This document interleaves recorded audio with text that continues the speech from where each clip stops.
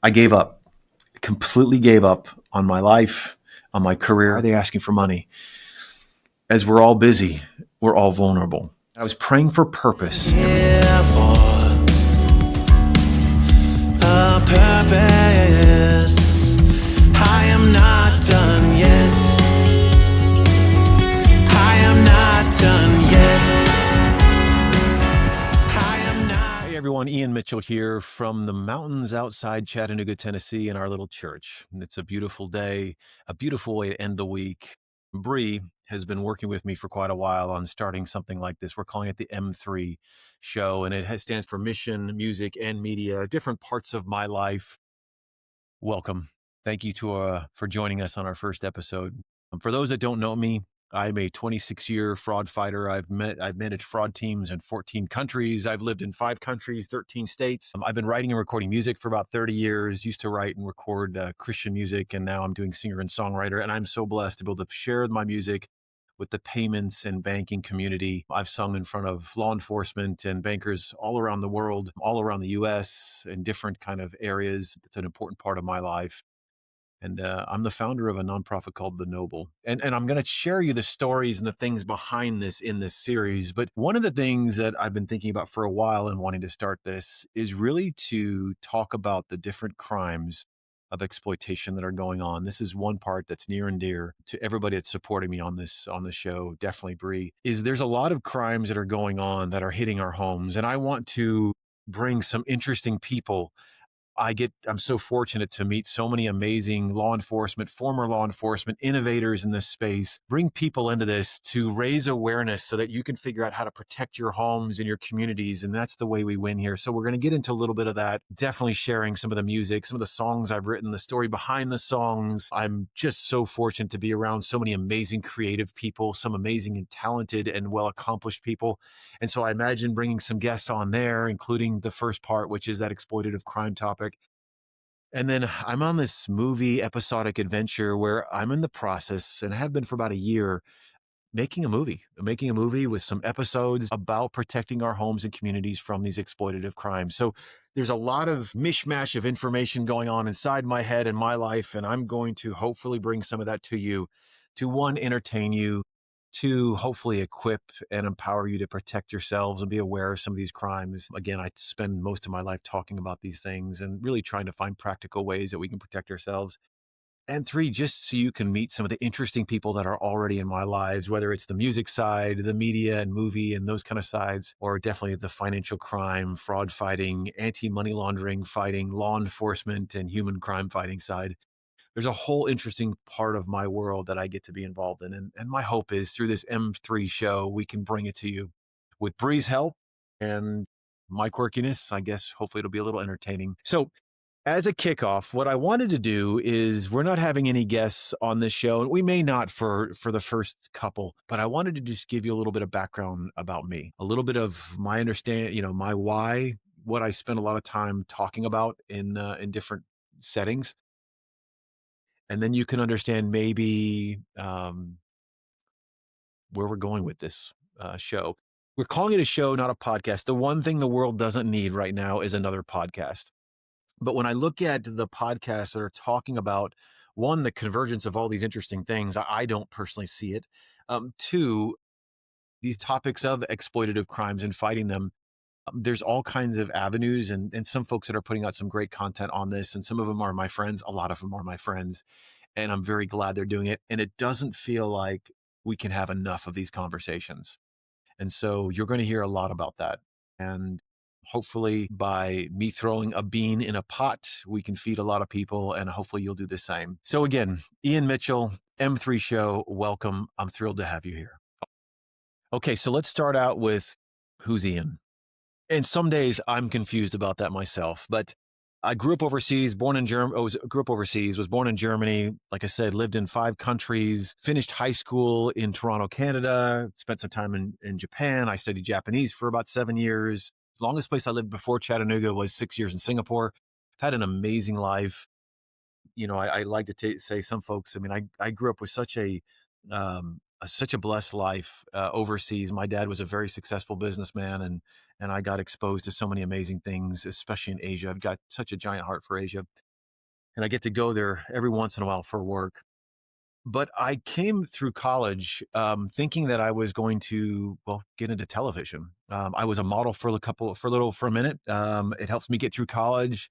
I did some work for Nordstrom, Nike, Adidas, a bunch of local stuff in the Pacific Northwest. I thought that was the path I was going on. Leaving college, I actually was just trying to decide if I was going to go down to LA and take a swing at that whole area down there. I interned at ABC News up in Seattle for a little while, and I learned that while television news is an amazing, important part of our world, my best friend at the time was an anchorman at ABC News. I used to work out with him every day. I realized that saying the same thing every day, you know, his name was Eric, and Eric used to, joke. He's like, "Good morning, good evening, good afternoon." It was just the same thing. But I spent some time at ABC, and I realized that probably that's not something I wanted to do. But I knew that communication was important to me.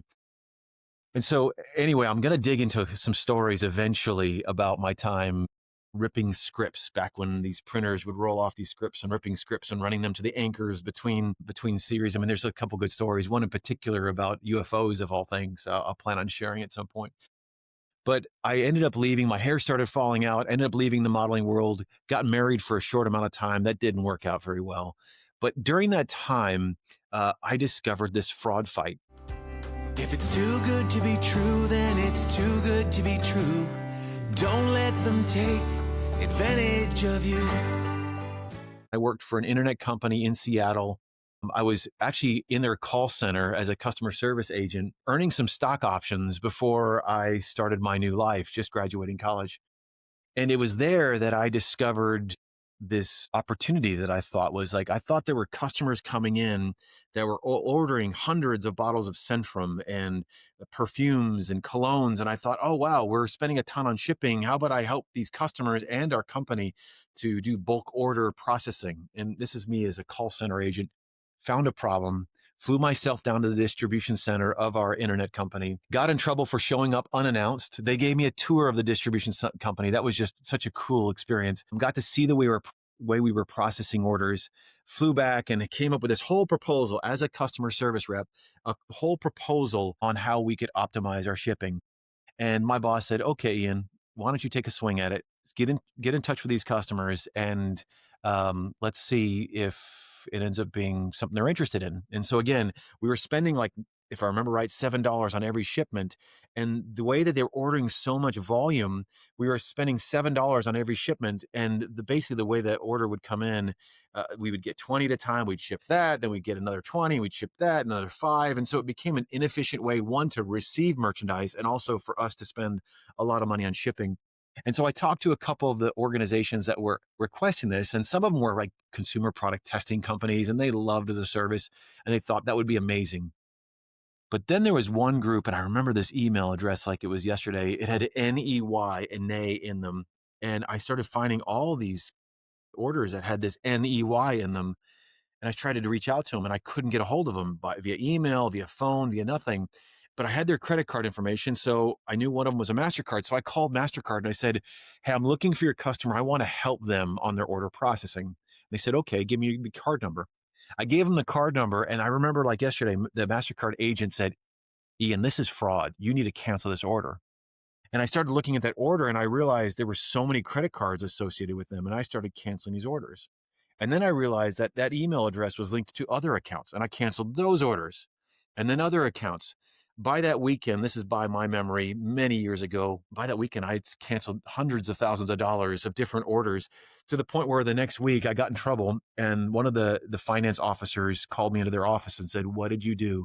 You single-handedly canceled all these orders." It turns out, again, as you can imagine, you're going, it's fraud. It was fraud. They were surprised. I was surprised. They ended up giving some kid right out of college an opportunity to start up an anti-fraud process in this internet company. And then all of a sudden, when you know, all these other internet companies are realizing there's tons of fraud. And so I got pulled into Amazon's world. I got to meet all the leaders. They had just hired their first fraud leader there. I got to build some of the solutions around internet fraud. And then very quickly, the word got out. The banking world said, "Hey, we need some fraud expertise on internet."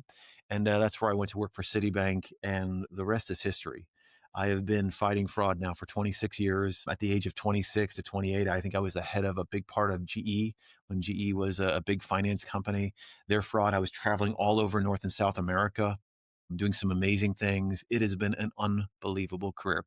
If any of you, side note, if any of you are looking for a career that's rewarding, that's just taking off like gangbusters, you're interested in fighting crime, doing good, the fraud fight, the anti-money laundering fight, the cyber fight, but all these crime fighters that exist in the banking world, we don't have enough people. And it is an unbelievable career. So I definitely would encourage anyone that hears this and may have interest. It's a great way to, one, support your family and have an amazing career, but also have a lot of meaning in life. It has been, like I said, 26 years for me, and I still think it's just a blast to work in this space. So I since moved through this whole process where basically I had been working for several banks. I'd led some very large fraud teams around 14 countries, was traveling all over the world. I'd spent time in Shanghai and Brazil and all over Latin America, 9 countries in Europe. I mean, 7 countries in Europe. I mean, it was an amazing career.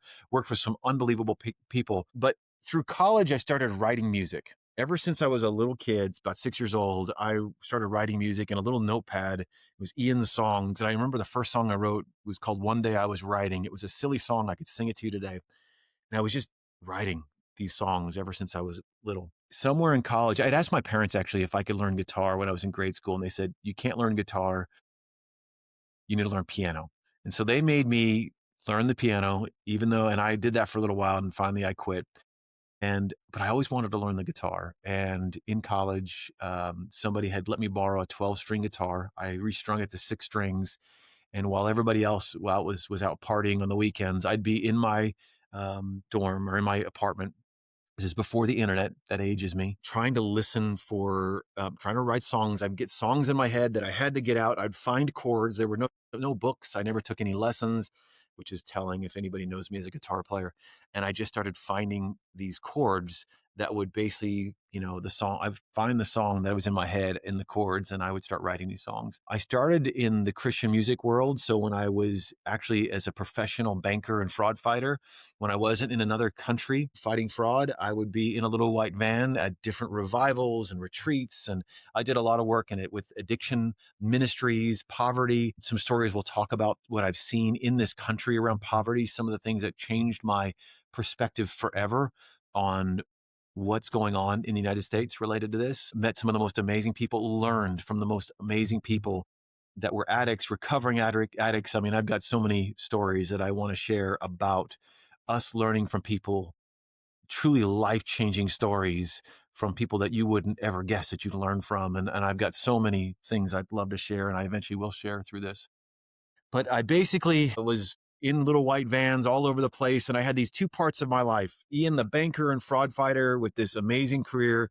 And then this music thing that I was writing songs and leading worship and recording music. I recorded under a different name during the Christian music phase. And so I just had these different parts of my life, and it was amazing. But it always hurt me, the fact that they were never merged together.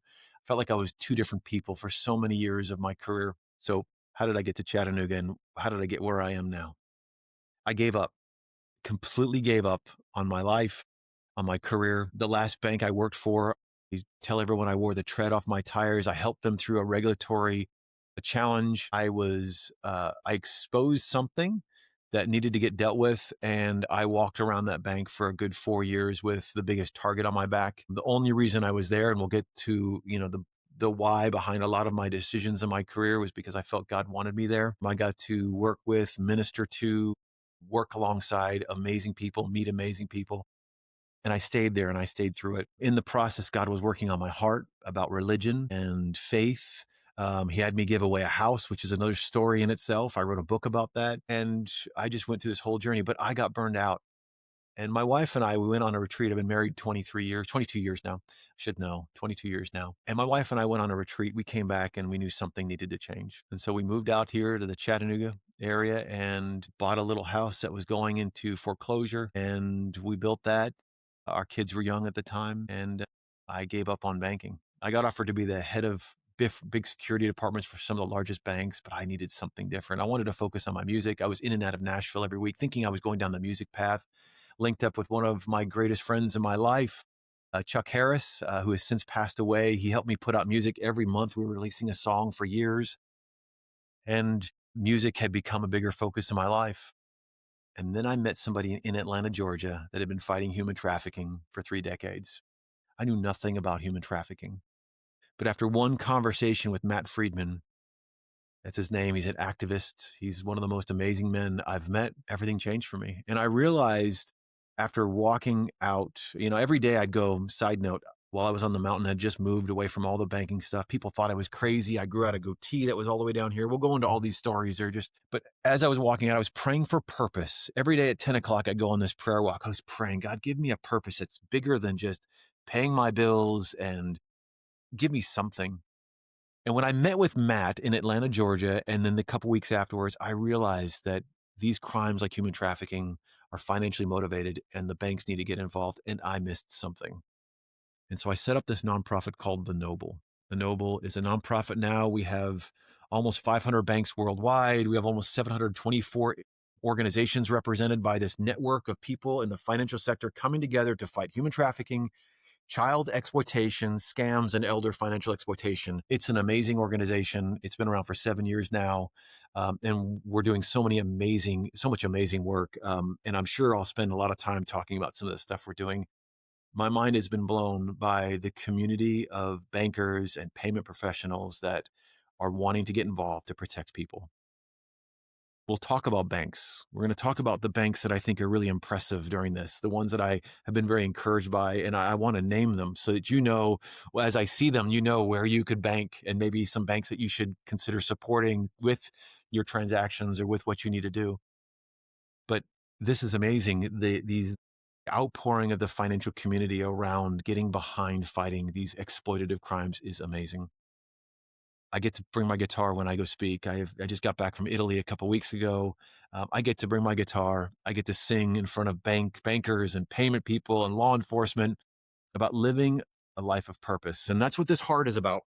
So last year I did this Banking with Heart tour, as I was calling it. And so I'd talk about these crimes to bankers and I'd sing to them. And I wrote a song at the end of last year called Living with Heart. And that's what I've continued this year is I get to speak to amazing financial professionals in other areas, be a part of some amazing efforts that are going on, not just nationwide, but internationally to fight things like scams. And I get to bring my guitar with me. I don't know that anything gets better. So we'll talk about the movie. We'll talk about these other things around, we'll talk about them at length on how we protect ourselves and each other. But I want to tell you a story.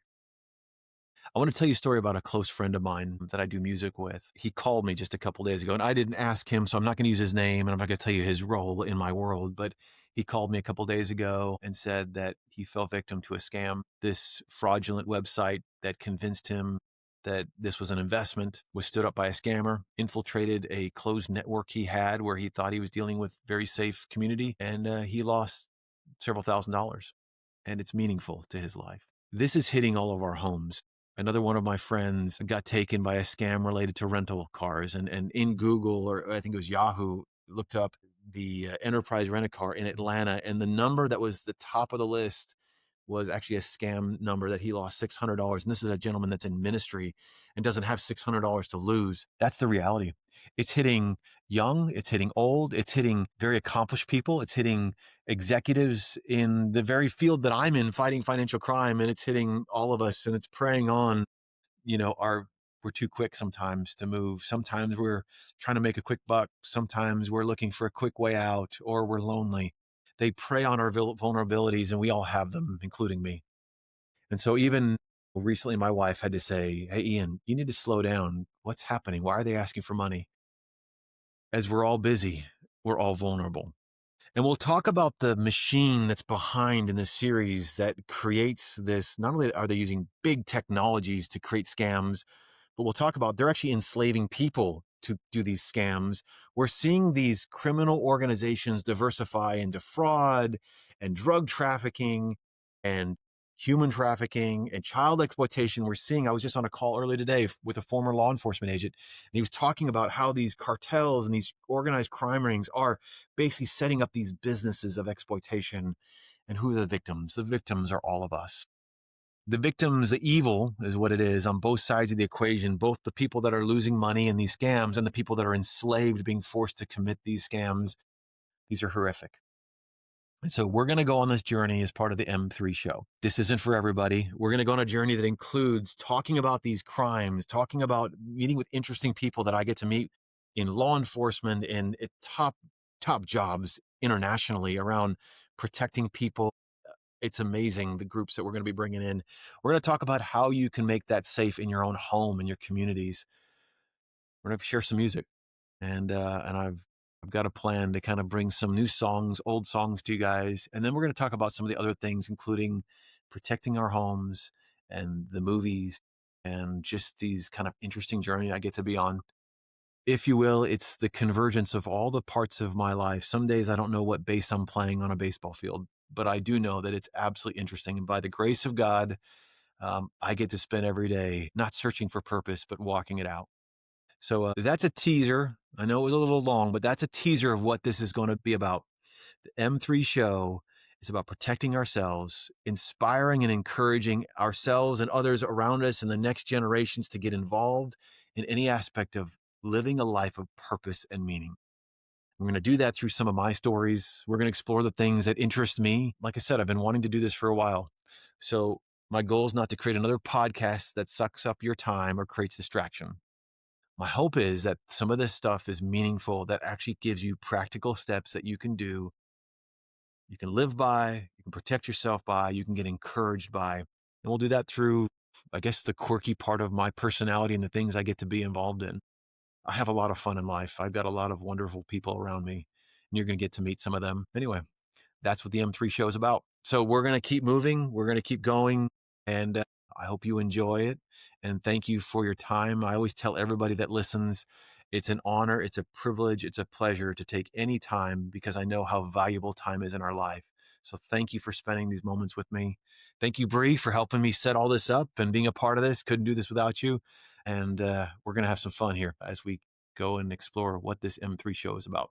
Live a life of purpose, and we'll see you soon. If you enjoyed the M3 show and you want to watch all the new releases, click subscribe. You know how it works. Secondly, if you want to support my nonprofit, the one I established to fight human crimes like child exploitation and human trafficking and scams, click the QR code, scan it, make a donation. That would be hugely appreciated. And if you want to stay updated on all the music, again, I release music regularly. Go and click that link in the description. And we're on every major platform, Spotify, Apple Music, YouTube. You can look up Ian Mitchell. Thank you for what you're doing. Thank you for the support. And I look forward to being with you next time. Done yet. I am not done yet.